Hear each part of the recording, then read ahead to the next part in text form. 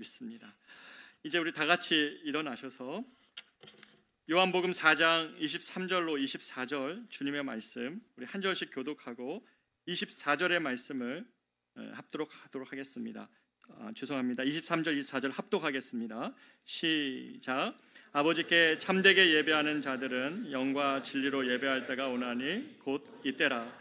아버지께서는 자기에게 이렇게 예배하는 자들을 찾으시느니라. 하나님은 영이시니 예배하는 자가 영과 진리로 예배할지니라. 아멘. 자리에 앉겠습니다. 교회에 있는 제 방에 가면 액자 하나가 있습니다. 아마 와보신 분들은 보셨을 것 같은데요. 이런 액자입니다. 한번 그림 보여주시겠습니까?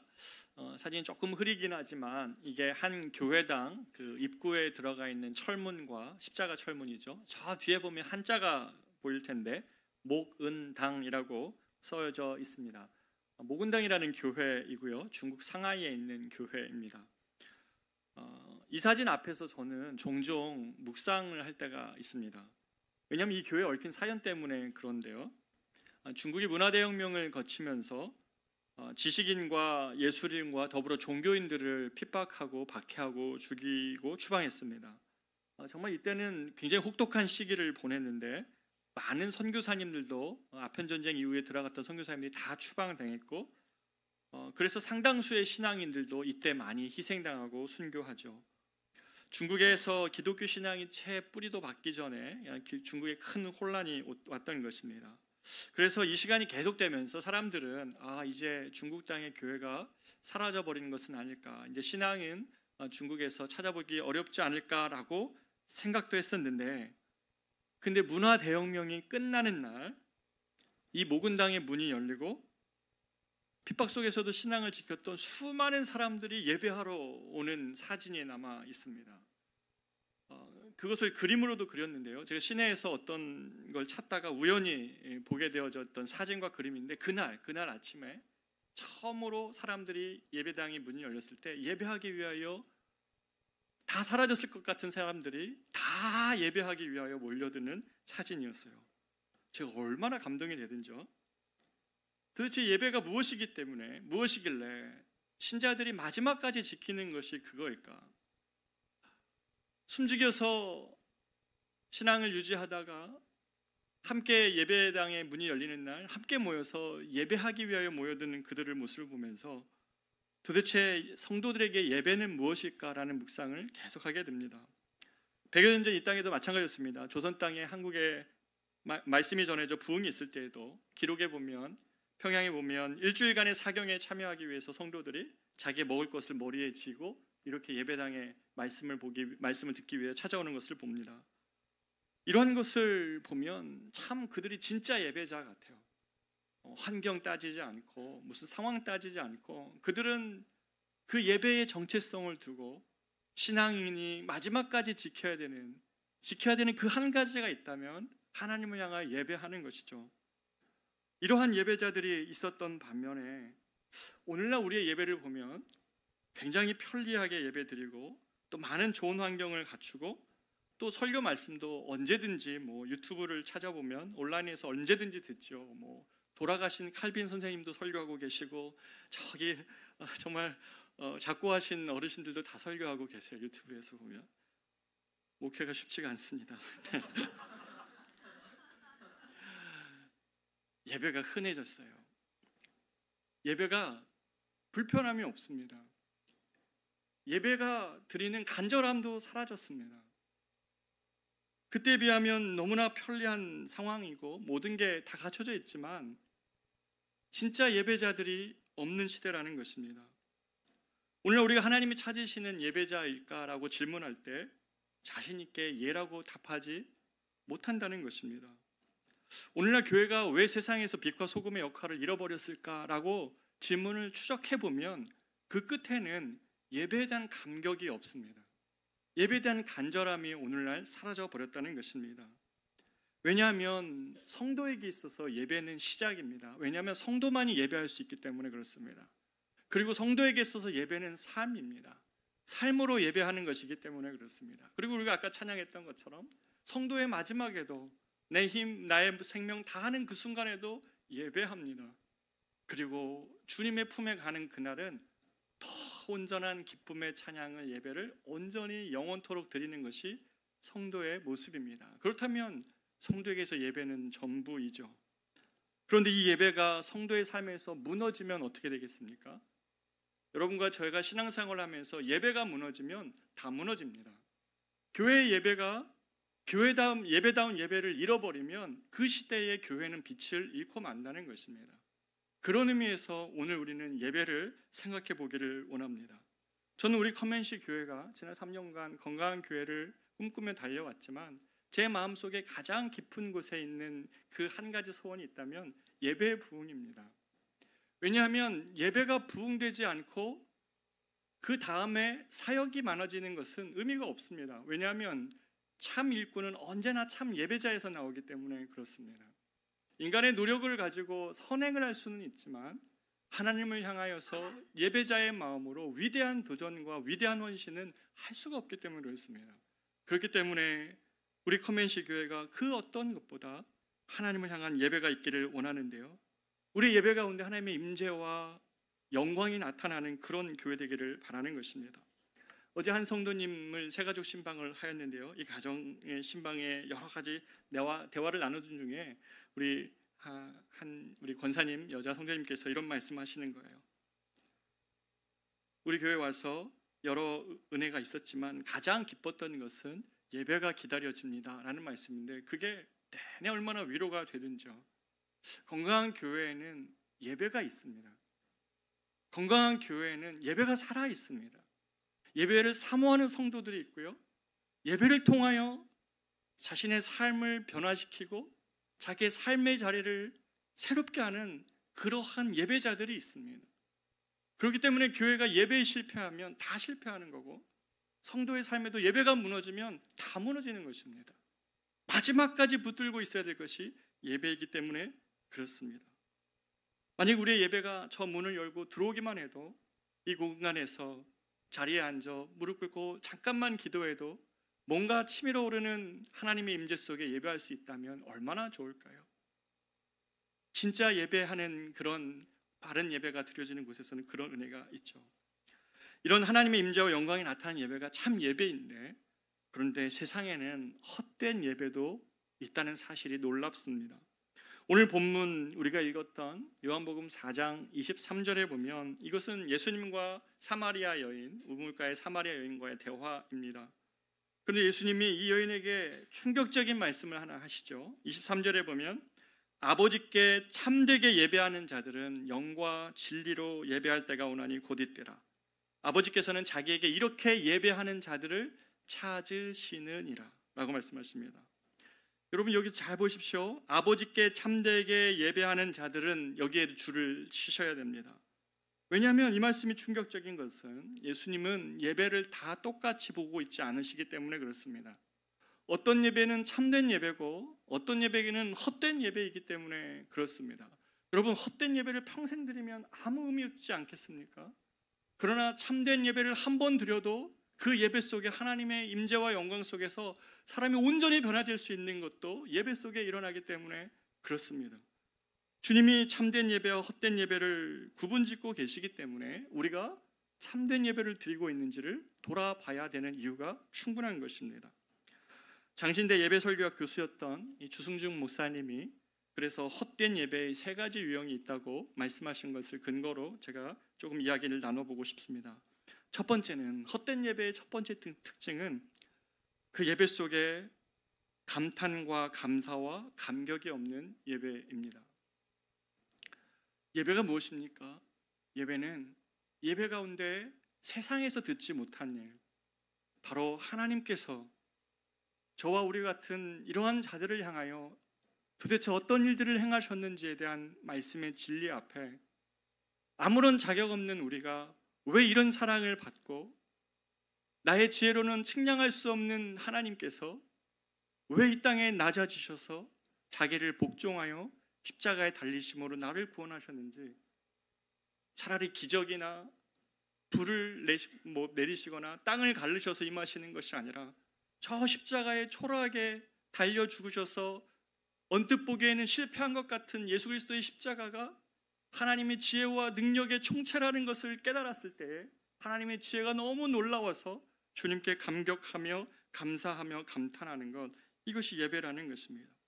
예배는 우리가 무엇을 드리기 전에 하나님이 나와 같은 자를 위하여 무엇을 행하셨는지를 세상에서 듣지 못한 이야기를 들으며 그런 하나님께 감사와 감격을 올려드리는 자리입니다.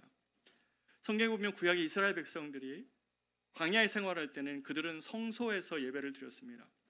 성막 뜰이 있었고 성막에 뜰이 있어서 바깥에서 번제단, 불이 있으니까 위에가 막히면 안 되지 않습니까? 그러니까 밖에 야훼 뜰에서 번제단을 제물을 드린 다음에 그 앞에 성막이 있죠. 그 텐트 안에 들어가면 캄캄합니다. 그래서 이 캄캄한 어둠을 밝힐 수 있는 유일한 불 대신 그 황금으로 만든 7 촛대가 있죠. 촛대 안에 7 가지가 있죠. 이것이야말로 그리스도가 온 세상을 비추는 유일한 빛이시라는 것을 의미합니다. 그 앞에 보면 분향단이 있습니다. 꺼지지 않는 분향단인데 하나님께 올려드리는 성도의 기도를 의미합니다. 그런데 그 옆에 보면 진설병이 놓여져 있습니다. 12개의 떡이 2줄로 2개씩 포개져서 이렇게 있습니다. 그런데 여러분, 어떤 사람은 이걸 보고 제사상이다 이렇게 얘기하는 거예요. 주님에게 드리는 떡을 드리는 제사상이다. 아니죠. 이 떡은 그런 떡이 아니죠. 우리가 주님께 바쳐야 되는 떡이 아니라 주님이 우리를 먹이시는 떡이라는 것입니다.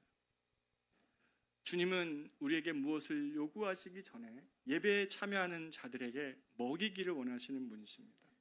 주님의 식탁을 차려놓고선 예배 자리에 나오는 성도들이 이런저런 마음으로 고난당하고 아프고 가난해져 있고 영혼이 곰핍할 때에 주님의 살과 피를 먹으며 그 영혼이 다시 일어날 수 있도록 주님의 식탁으로, 주님의 사랑의 식탁으로 초대하는 자리가 예배라는 것입니다. 아무 자격 없는 우리를 향하여서 당신의 무한한 희생을 하신 그리스도를 바라보며 내가 한 주 동안에 죄 가운데 씨름하고 넘어져서 처참한 모습으로 왔다 할지라도 나의 죄가 그리스도의 보혈을 오염시키는 것이 아니라 온 세상의 죄를 다 씻기도 능히 남을 만한 그리스도의 보혈의 능력으로 오늘도 나 같은 죄인을 용서하시고 회복시키시며 다시 일어나자고 말씀하시는 그리스도의 은혜를 경험하는 자리가 바로 예배의 자리이기 때문에 그렇습니다. 그렇기 때문에 성도에게 있어서 예배는 하나님이 우리를 향하신 일하심에 인하여 감사하고 감격하고 감탄하며 사랑하는 자리입니다. 이 정서가 만약에 내게 메말라져 있다면, 여러분 예배를 드리고 나는데도 하나님을 향한 감사가 없고 내가 예배를 드리고 나는데도 하나님을 향한 그런 사랑이 내 안에 없다면 우리의 예배가 서서히 죽어가고 있다고 해도 과언이 아닌 것이죠. 제가 목회를 시작할 때 저희 선배 목사님이 저를 향하여 딱 한마디 해주셨습니다. 김 목사, 목회가 위험할 때가 언제인 줄 아는가? 딱 하나이다. 십자가를 보고도 더 이상 눈물이 나지 않을 때이다 라고 말씀하셨어요. 마찬가지입니다. 성도의 삶에도 우리가 이 예배를 통하여 하나님을 생각할 때에 하나님이 우리를 위하여 하신 일들을 이 세상에서는 볼 수 없으나 이 예배 가운데 그 주님이 보인다면 우리의 예배를 통하여 우리는 주님께 감사하지 않을 수 없을 것이고 주님께 감격하며 예배하지 않을 수 없는 것입니다. 두 번째입니다. 헛된 예배의 두 번째 유형은 하나님께 드리는 것보다 무엇을 얻을까에 집중된 마음으로 드리는 예배입니다. 우리가 참 예배를 드리면 하나님께 받는 것이 있죠. 은혜도 받고 또 하나님의 복도 참 예배자를 통하여 흘러갑니다. 그러나 여러분, 참 예배는 드리는 것입니다. 무엇보다도 우리 자신을 드리는 것이 예배 가운데 일어납니다. 예배에 관한 성경의 언어를 보면 예배가 무엇인지를 정확하게 정의를 해줍니다. 성경에서 예배를 뜻하는 히브리어 원어는 샤나라는 단어입니다. 이것은 언제 쓰였냐면 처음에 하나님께서 아브라함에게 아들 이삭을 번제로 바치라고 하는 참 이해할 수 없는 명령을 내리시죠. 그래서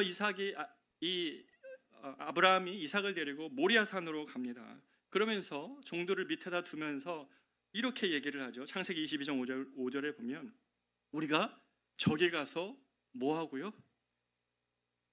애를 번제드리고 이렇게 말하지 않고 우리가 저기 가서 예배하고 너희에게 돌아오리라 이렇게 기록합니다. 여러분 지금 무슨 말입니까? 아브라함이 지금 이해가 되지 않고 아들을 하나님의 그런 약속으로 주신 이 아들을 번제로 드리라는 말이 도대체 뜻이 이해되지 않지만 나는 그 주님의 뜻 앞에 온전히 나 자신을 굴복하고 온전히 엎드려 경배하고 돌아오겠다라는 의미에서 예배하고 돌아오겠다고 말합니다. 예배가 무엇입니까? 예배는 하나님 앞에서 나 자신의 생각과 나 자신의 뜻과 계획과 나의 물질과 시간조차도 주님 앞에 온전히 엎드려 그분 앞에 내어드리는 그런 시간입니다. 사제들이 처음 서품 받을 때 여러분 한번 보셨어요? 그냥 무릎 꿇고 드리지 않죠. 일자로 쭉 엎드려서 땅을 바닥에다 대고 그렇게 서품을 받더라고요. 그런 것이죠. 예배는 하나님 앞에 나아가서 내 생각과 내 지혜와 내 뜻으로 어찌할 수 없는 이 모든 상황들 속에서 하나님 주님께 모두 맡깁니다라고 온전히 굴복하고 돌아오는 것.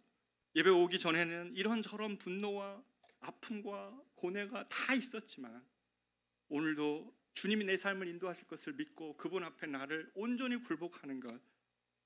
아브라함이 이삭을 바쳐야 되는 상황조차도 내가 주님 앞에 온전히 나의 뜻과 생각을 바치며 그 앞에 예배하고 돌아오겠다고 말하는 것이 예배인 것입니다. 이 샤나는 종이 주인 앞에서의 자세입니다.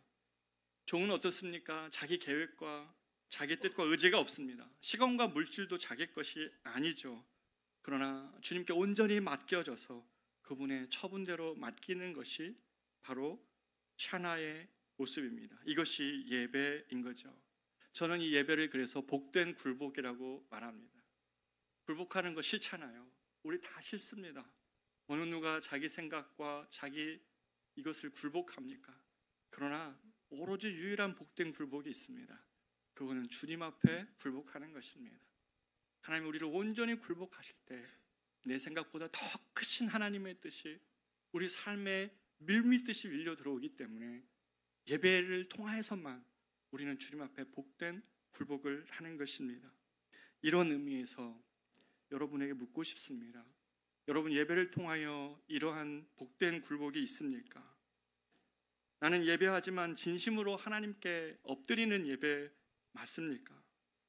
아브라함이 이삭을 바치는 것을 예배라고 표현했다면 여러분의 예배는 하나님 앞에서 관중이 아니라 이러한 복된 굴복으로 주님 앞에 다 맡겨드리며 그 앞에 굴복하는 이런 복된 예배가 여러분에게 있습니까?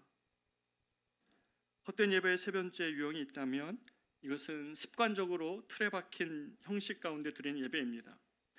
구약의 제일 마지막 그 책이 말라기인데요. 이 말라기 시대 때 선지자였던 이 말라기는 활동할 때에 대표적인 그 시대의 특징이 있었는데 그거는 예배를 사람들이 경히 여기고 경솔히 여겼다는 것입니다. 이 당시에 사람들이 습관적으로 판에 박힌 의식에 지나지 않는 예배를 드렸습니다. 그것이 어디에서 드러나냐면 말라기서에 보면 심지어 이들이 하나님께 예배를 드리러 오는데 가축 중에 제일 쓸모없는 걸 데리고 나옵니다. 고르고 골라가지고 제일 쓸모없는 눈먼애 그리고 병든 애를 데려다가 하나님께 제사를 합니다. 여러분 사람에 대한 선물도 누군가 할 때 예의가 있잖아요.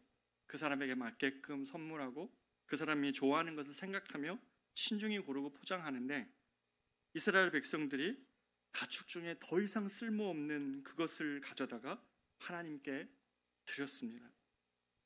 여러분 만약에 우리의 예배가 이러면 어떨까? 이런 모습이면 어떻게 되겠습니까? 하나님 앞에서 내 예배드리는 나의 모습이 겨우 나의 짜투리 시간과 그런 짜투리 마음을 가지고 그렇게 나와서 드리는 예배이면 하나님께서 그 예배를 받으실까요? 말라기 1장 6절 하반절에 이들은 이렇게 예배하면서도 이렇게 말합니다. 우리가 언제 주의 이름을 멸시하였습니까? 우리가 언제 주를 더럽게 하였나이까? 라고 되묻습니다. 여러분 왜 이런 일이 이 백성들 안에 일어났을까요? 그것은 그들 안에 하나님을 향한 경외심이 사라져버렸기 때문에 그렇습니다. 오늘 사람들이 예배를 실패하는 이유는 하나님에 대한 그림이 달라졌어요. 이스라엘 백성들이 하나님을 향한 경외심이 사라질 때에 그들은 예배 가운데서 이렇게 헛된 예배의 모습을 보입니다. 저는 교회 예배의 문화가 젊어져야 된다고 생각하는 사람입니다. 교회는 문화적으로 젊어지고 또 변화되어야 된다고 생각합니다. 우리 청년들과 다음 세대들을 살리기 위해서라도 우리가 더 변화되어지는 것에 익숙해져야 됩니다. 그러나 본질을 붙잡되 비본질적인 것들을 재해석해서 오늘날 문화를 입힌다면 그것은 바른 일이 될 겁니다. 그럼에도 불구하고 그러나 예배 형식에 대한 다양한 시도가 오늘날 일어나고 있지만 놓치지 않아야 될 한 가지가 있다면 그것은 바로 거룩하신 하나님을 향한 경외의 마음입니다. 형식이 어떠하든지 간에 하나님께 드리는 예배 가운데는 이사야서 6장에서 이사야가 처음 하나님을 대할 때의 그 눈이 우리에게 필요합니다. 이사야를 하나님께서 처음으로 부르실 때에 이사야는 어떤 하나님을 보았냐면 6장 1절에서 3절에 이렇게 기록합니다. 우시야 왕이 죽던 해에 내가 본즉 주께서 높이 들린 보좌에 앉으셨는데 그의 옷자락은 성전에 가득하였고 스랍들이 모시고 섰는데 각기 6날개가 있어서 둘로는 자기 얼굴 가리고 둘로는 자기 발 가리고 둘로는 날면서 서로 불러 이르되 거룩하다 거룩하다 거룩하다 만군의 여호와여 그의 영광이 온 땅에 충만하도다 하더라. 이것이 성전에서 이사야가 보고 있는 하나님입니다. 여러분은 오늘 예배에서 어떤 하나님을 보고 계십니까? 이사야는 영적으로 암담한 시대에 활동한 선지자였지만 그는 이 성전에서 높이 들린 보좌에 자정하시고 통치하시는 왕 되신 하나님을 보면서 그의 옷자락, 다시 말해 하나님의 임재가 성전에 가득한 것을 보면서 예배했습니다. 왜 예배가 중요하겠습니까? 그것은 우리가 이 땅을 밖에 나가보면 이 예배당을 나가는 순간 세상이 하나님의 이름을 모욕하고 조롱하고 또 그 가운데서 마음을 상하고 또 신앙을 지키는 것이 외롭고 지칠 때가 너무나 많기 때문에 그렇습니다. 그러나 성도는 바로 예배하는 자리에서 높이 들리신 하나님을 보는 것입니다. 높이 들리신 하나님을 바라보면 눈이 회복되어지고 우리의 예배 가운데 거룩하게 임재해 계시는 주님을 느끼고 경험할 수 있기 때문에 그렇습니다. 바로 이 예배의 자리에서만 우리는 믿음을 회복하는 것이고 이 참되게 예배하는 자들 안에 이 이사야가 본 것처럼 높이 들리신 하나님, 온 성전에 가득하신 주님, 그 살아계신 주님을 예배 가운데 경험할 수 있기 때문에 그렇습니다. 하나님을 향한 경외가 사라지면 예배가 무너집니다. 그래서 눈먼 짐승을 제물로 드리는 모습으로 나온다 해도 아무런 문제의식을 못 느끼죠. 그럴 때 하나님은 이렇게 말라기서 1장 10절에 말씀하십니다. 만군의 여호와가 이르노라 너희가 내 제단 위에 헛되이 불사르지 못하게 하기 위하여 너희 중에 성전 문을 닫을 자가 있었으면 좋겠도다. 내가 너희를 기뻐하지 아니하며 너희가 손으로 드리는 것을 받지도 아니하니라. 여러분 한번 보세요. 주님 뭐라고 말씀하십니까? 주님이 그들이 드리는 예배와 제물이 너무 헛되고 또 그들의 모습에서 화가 나셔서 이렇게 얘기하죠. 너희 중에 누가 제발 헛되게 예배드리러 오는 저들을 막을 수 있도록 성전 문 좀 누가 막아주라. 누가 저 헛된 예배를 드리는 자들을 막을 수 있도록 성전 문을 닫을 자가 있었으면 좋겠다고 말씀하시는 것입니다. 사랑하는 여러분, 하나님은 구원의 문은 언제나 열어놓으시지만 헛되게 예배하는 자들을 향한 성전 문은 닫기를 주저하지 않으신다는 것입니다. 그렇게 하나님을 하나님으로 대하며 예배하는 참 예배가 우리 안에 사라질 때에 형식적이고 빈 껍데기만 남는 그러한 예배가 내가 지속되고 있다면 하나님은 우리 안에 자신의 거하심을 우리를 느끼게 하지 못하게 하실 것입니다. 오늘 여러분은 어떤 하나님을 보고 계십니까? 높이 들린 보좌에 계신 하나님을 바라보며 예배하고 있습니까? 아니면 내 편에서 해석하고 이해하는 것에만 그치려고 합니까? 아니면 이것저것에 나의 시선을 자꾸 뺏기고 있는 것은 아닙니까?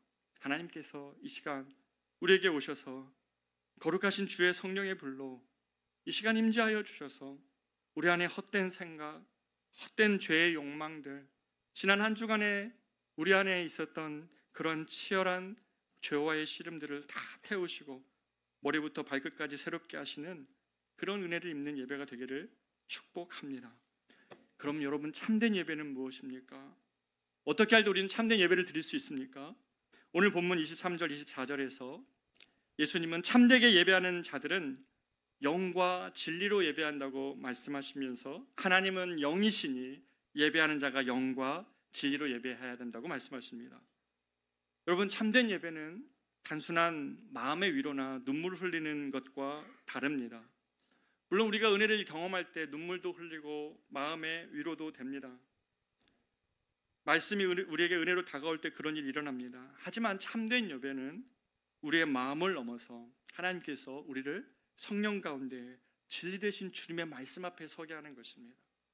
사람의 감정적인 터치를 넘어서 우리가 주님의 말씀 앞에 우리를 인도해 가셔서 주님의 말씀인 진리라는 사실 앞에 우리를 굴복하게 하시는 그 은혜를 경험할 때 우리가 아멘 그렇습니다 말씀하며 순종으로 반응하는 것이 예배라는 것입니다. 그래서 골로새서는 초대교회가 말씀으로 예배가 어떻게 돼야 되는지를 가르쳐주는 말씀이 나옵니다. 골로새서 3장 16절 17절 말씀인데요, 이렇게 말씀합니다. 그리스도의 말씀이 너희 속에 풍성히 거하여 모든 지혜로 피차 가르치며 권면하고 시와 찬송과 신령한 노래를 부르며 감사하는 마음으로 하나님을 찬양하고. 여러분, 하나님을 향한 찬송과 감사가 무엇으로부터 비롯된다고요? 하나님을 향한 말씀이 그들 안에 풍성히 거함으로. 우리의 예배와 찬양도 말씀이 없는 찬양과 예배가 아니라 하나님 말씀이 놀랍고 감사해서 그 말씀에 반응함으로 찬양하고 감사드리는 예배가 될 때 우리의 예배가 참 예배가 된다는 것입니다. 저는 한 가지 소원합니다. 우리 커맨시 교회의 예배가, 이 강단이 하나님의 진리의 말씀이 날마다 선포되어지는 그런 예배가 되기를 진심으로 소원하는 것입니다. 참된 예배라면 그 진리가 우리 가운데 퍼져나갈 때에 하나님께 우리의 마음이 반응하여서 감격하고 찬양하며 찬송이 우리 안에 흘러나오는 그런 예배가 되기를 진심으로 바라는 것입니다. 마지막으로, 예배는 삶과 분리되어 있을 때면 예배는 죽은 형식에 불과한 것이라는 사실입니다. 로마서 12장 1절은 우리가 잘 아는 말씀에 이렇게 말씀하십니다. 그러므로 형제들아, 내가 하나님의 모든 자비하심으로 너희를 권하노니 너희 몸을 하나님이 기뻐하시는 거룩한 산 제물로 드리라. 이는 너희가 드릴 영적인 예배니라 라고 말씀하십니다.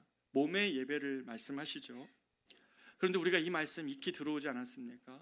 교회를 다니시다 보면 삶으로 예배해야 된다, 성도는 삶의 예배자라는 말씀을 많이 들어왔습니다. 그래서 특별하지 않죠. 그런데 제가 말씀을 준비하면서 생각하고 묵상하게 됩니다. 왜 우리는 우리 삶의 모든 순간을 예배자로 살지 못할까? 왜 성도들이 교회에서는 예배하지만 세상에서는 왜 이렇게 세상과 닮은 삶을 살아갈까?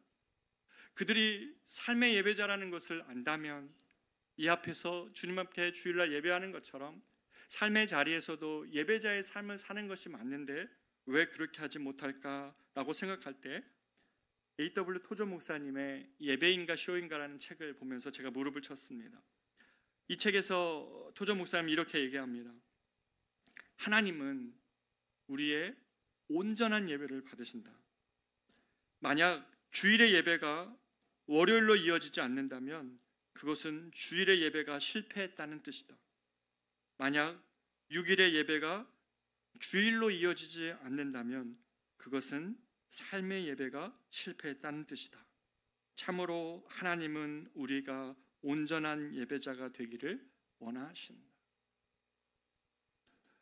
우리가 이 세상에서 예수 믿는 자들로 우리가 부르심을 받았을 때에 우리는 이 주일에 드리는 예배뿐만 아니라 이 주일의 예배를 연장선상으로 우리의 삶의 자리가 예배자가 되어야 된다는 것입니다.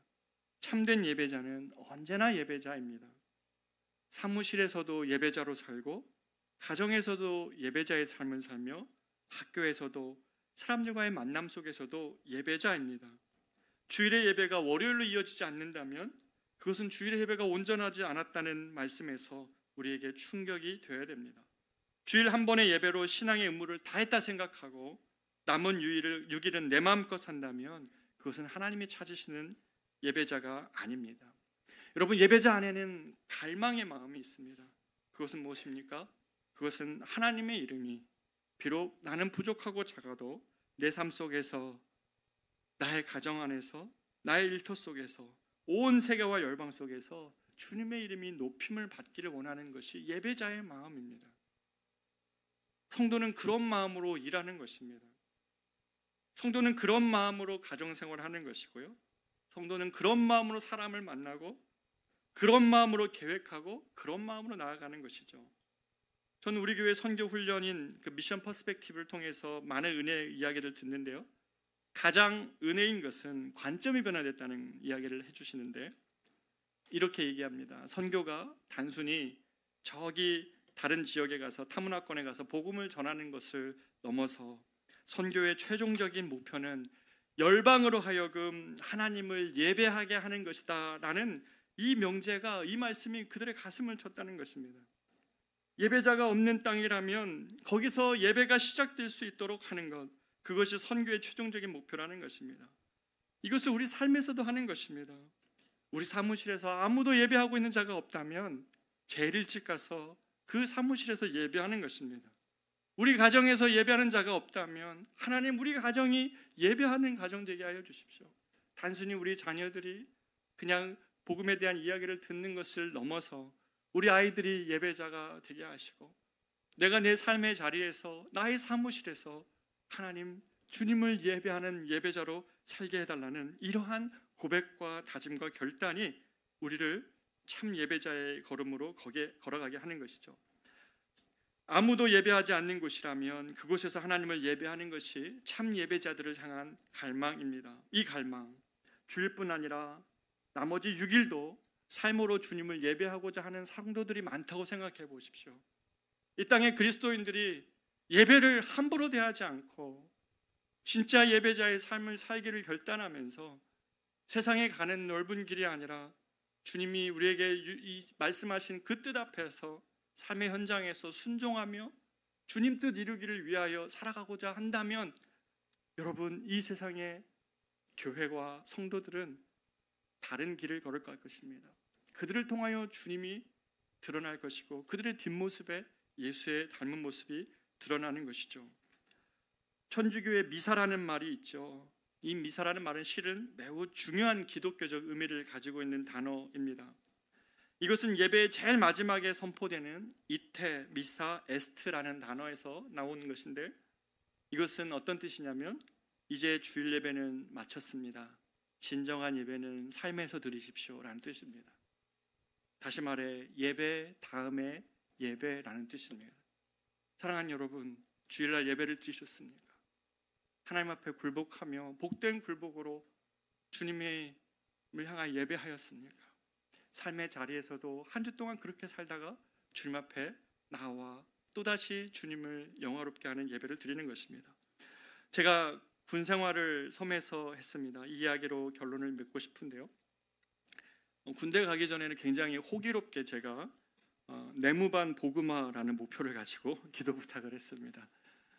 뭘 몰라서 그랬습니다. 가서 보니까요, 생존 자체가 힘들더라고요. 주일에 교회 가는 것, 그거 쉬운 일이 아니었습니다. 훈련소 1주차, 2주차, 3주차 때까지 못 갔습니다. 그러다가 4주차에서 처음 훈련소에서 예배를 드리러 갔는데, 친구들은 초코파이 먹으러 갔지만 갔는데 이 찬양이 앞에서 찬양팀에서 흘러나오는데, 여러분 이 찬양 알죠? 해 뜨는 데부터, 이 찬양이잖아요. 해 지는 데까지. 그 찬양을 부르는데 왜 이렇게 눈물이 나는지, 이 흥겨운 찬양을 부르는데 그냥 눈물이 터지는 거예요. 예배를 드릴 수 있는 그 상황 자체가, 이 찬양을 부를 수 있는 상황 자체가 마음 안에 터져나오는 눈물 속에 예배를 드렸던 게 제가 기억에 납니다. 여러분, 예배는 그런 것 아닙니까? 일주일에 여러분의 삶이 다 기독교적인 문화와 예수 믿는 사람으로 둘러싸여 있습니까? 그렇지 않을 것 아닙니까? 여러분의 뜻대로 다 이루어집니까? 그렇지 않을 것 아닙니까? 그러면 예배 자리에서 우리는 어떤 마음을 드릴까요? 이 예배 자리에서 하나님의 뜻 앞에 우리 자신을 굴복하며 우리 자신의 영적인 그런 고난과 아픔과 외로움을 주 앞에 쏟아놓으며 하나님을 향하여 예배할 때에 내 삶을 붙드시고 계시는 주님, 그냥 혼자 삶의 자리에서는 보이지 않는 그 주님이시지만 성전에 나와 주님께 기도하고 예배할 때 높이 들리는 보좌에서 내 삶에 임재하고 계시는 그 주님을 내가 다시 붙들고 가는 자리가 예배 아니겠습니까? 군생활조차 제가 자대받치 받은 다음에는 멀리 떨어진 섬에서 해야 했습니다. 예배 드릴 수 있는 환경이 아니었죠. 그런데요, 그때 몰래 한 5분 정도 화장실 간다 하고 화장실에 들어갔더니 이렇게 퍼세식 화장실에 창이 하나 열려 있는 거예요. 마치 그 방이 꼭 다니엘이 하나님께 기도하기 위하여 난 창으로 예루살렘 방향을 향하여 기도하고 있는 것처럼 꼭 그런 마음이더라고요. 제가 다니엘 아닙니까? 이름이. 그때 그 화장실에서 예배 드리는데 제가 그 예배가 너무 기억에 납니다. 성도에게 예배는 전부입니다. 아무것도 할 수 없을 때, 또 아무 곳에서도 위로받고 또 아무 곳에도 소망을 발견하지 못할 때 예배의 자리에서 우리는 하나님을 향한 소망과 하나님 우리를 함께 하신다는 은혜와 하나님 여전히 다스리고 계신다는 것을 예배 가운데 알 수 있는 것입니다. 그때 예배만큼 순수한 게 없었습니다. 우리가 다른 거 다 못해도요, 마지막 할 수 있는 것이 예배입니다. 부족함 없는 주님이 지금도 찾고 있는 단 한 사람은 일꾼이 아니라 예배자라고 말합니다. 주님은 인력사무소에 사람들을 찾으시는 그런 분이 아니라 예배자를 찾으십니다. 왜냐하면 진짜 일꾼들은 진짜 예배자였기 때문에 그렇습니다. 그렇기에 예배가 우리 삶에서 떠나가지 않기를, 회복되기를 기도해야 될 것입니다. 오늘 우리는 예배의 기쁨을 회복하기를 선포해야 합니다. 왜냐하면 토조 목사님 이런 얘기합니다. 이 세상에서 예배의 기쁨을 모르는 자들은 천국에 들어갈 준비가 아직 되어 있지 않다. 왜냐하면 천국은 영원토록 기쁨으로 예배하는 곳이기 때문에 그렇다. 구원에 대한 은혜와 감사가 주님 예배 가운데 다시 회복하게 해달라고, 주님 앞에서 종으로서 복된 굴복을 하며 주님 앞에 엎드리는 예배가 회복되게 해달라고, 세상이 하나님을 멸시할 때지만 부족하지만 주님 내 입술을 통하여 아무도 예배하지 않을 때 내가 예배할 수 있도록 주님 도와주십시오. 내가 일꾼 되기 이전에 참 예배자 되기를 원합니다. 여러분, 이런 마음으로 마지막 하나의 적용만 한다면 주일날 예배 올 때 대충 오지 마십시오. 토요일 밤에 마음껏 살다가 주일날 하나님이 나를 어찌 한번 해보십시오 라고 오지 마십시오. 토요일 밤을 준비하는 시간으로, 내일 예배를 위하여 기도하는 시간으로 몸을 새롭게 하고 오십시오. 한 주간 예배자로 살다가 다 같이 주일의 예배로 나아올 때에 저는 우리 커맨시 교회가 진짜 예배자로 가득했으면 좋겠습니다. 예배 구경꾼들이 아니라 하나님을 향하여 예배하기 때문에 그들의 삶이 다르고 그들의 일터에서의 모습이 다르고 하나님을 향하여 진정으로 예배하는 그러한 성도들, 그러한 그리스도의 백성들로 우리 모두가 하나님 앞에 참 예배자로 인정받는 우리 커맨시 교회 되기를 진심으로 축복합니다. 우리 같이 한번 찬양할까요? 여호와의 유월절이라는 찬양인데요, 함께 찬양하겠습니다.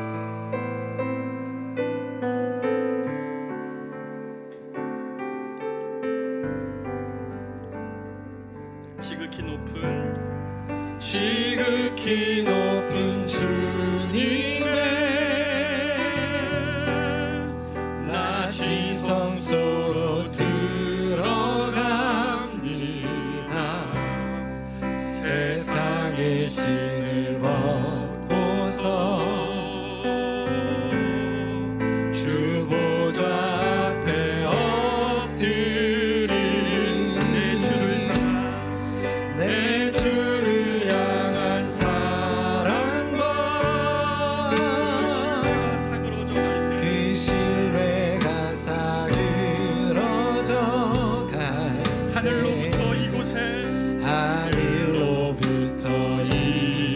곳에 장막이 덮이네.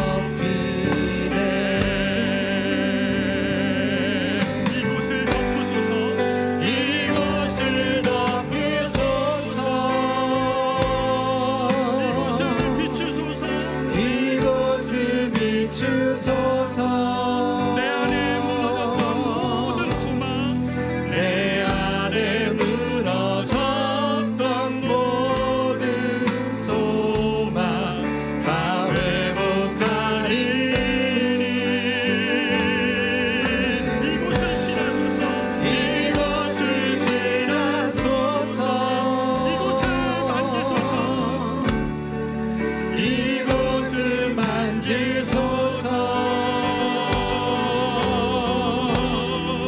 내 안에 죽어가는 모든 예배 다 살아나리라. 사랑하는 여러분, 우리가 이 시간 같이 한번 기도하기를 원합니다. 내 안에 하나님 예배가 무너졌습니다. 예배가 무너지니까 모든 삶이 무너져가고 있습니다. 하나님 예배의 감격도 감탄도 사랑도 다 잃어버렸습니다. 하나님 헛된 예배를 드린 지 너무 오랜 시간이 지나가고 있습니다. 주여, 내 영혼을 다시금 만져주셔서 이곳을 지나소서. 다시 비추소서. 내 안에 예배의 감격을 다시 회복시켜 주시고 이 예배를 통하여 나를 복된 굴복으로 이끌어가 주시옵소서. 이 예배를 통하여 나를 진리 앞에 딱 세워서 하나님 나의 헛된 지혜와 생각보다 주님의 진리가 나를 이끌어가 주시옵소서. 그래서 내가 삶의 모든 순간에 예배자로 살면서 아버지의 이름을 높여드리는 삶으로 하나님 내 삶의 자리에 서 있게 하여 주시옵소서. 우리 같이 한번 이 고백으로 주님께 나아가며 기도하기 원합니다. 기도하겠습니다. 존귀하신 아버지 하나님, 이곳을 덮으소서. 이 땅에 하나님 헛된 예배가 너무나도 많기 때문에 이곳을 비추소서. 하나님의 진리 앞으로 나아가지 않는 하나님 헛된 예배와 같은 내 안에 무너졌던 누가 참된 모든 예배자인가, 누가 소망 참되게 하나님을 다 예배하며 회복하리. 주의 이름과 주의 명예를 바치며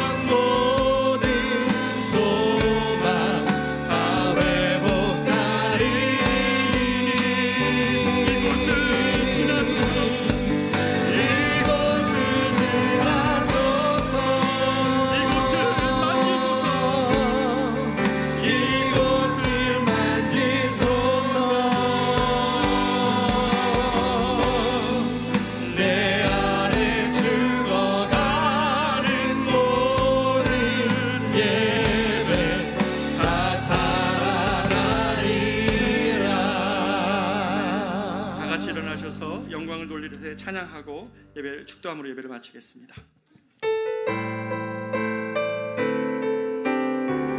하나님께 마지막으로 찬양합니다.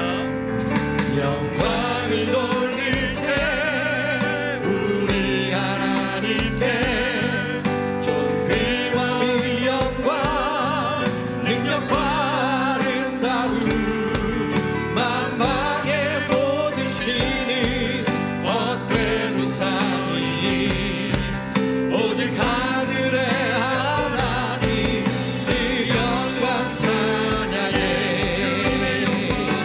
주님의 영광 모든 나라 위에 주님의 영광 온 세계 위에 하늘에 계신 우리 아버지 영광 찬양해 우리 주님 나라 영원하리라 우리 주님 뜻은 이루어지리라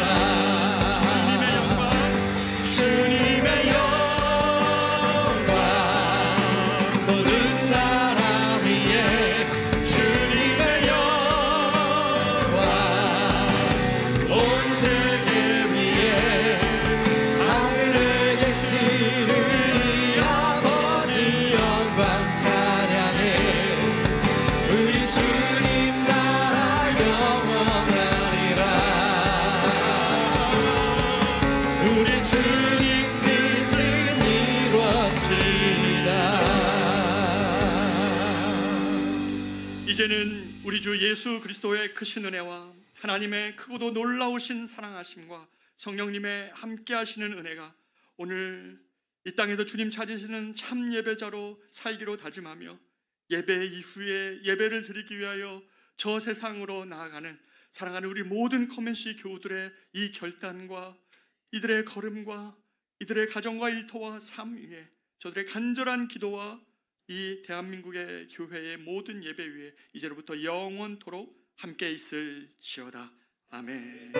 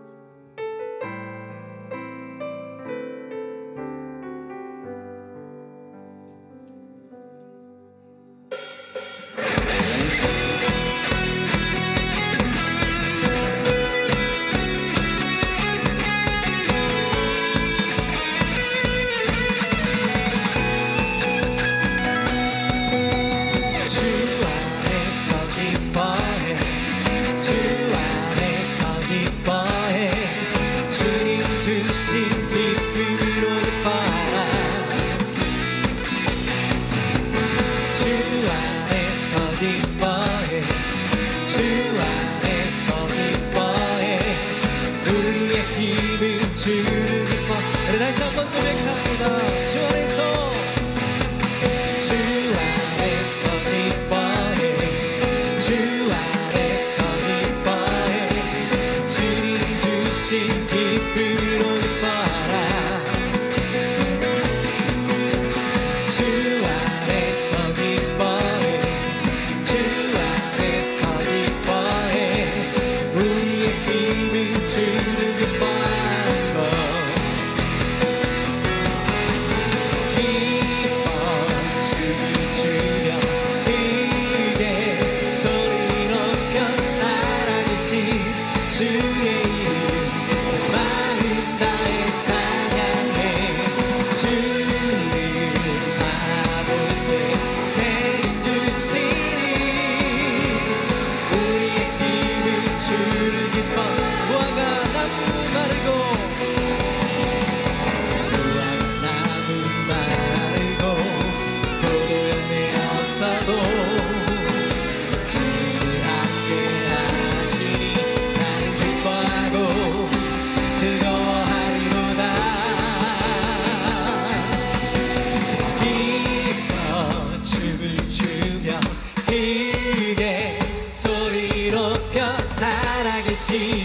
주의 이름 내 마음 다해 찬양해 주를 바라볼 때 새 힘 주시니 우리의 힘은 주 우리 다시 한번 고백합니다.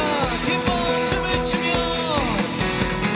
기뻐 춤을 추며 크게 소리 높여 살아계신 주의 이름 내 마음 다해 찬양해 주를 바라볼 때 새 힘 주시니 우리의 힘은 주를 우리의 힘은 주를 기뻐 우리의 힘은 주를 기뻐하는 것입니다. 우리의 힘은 주를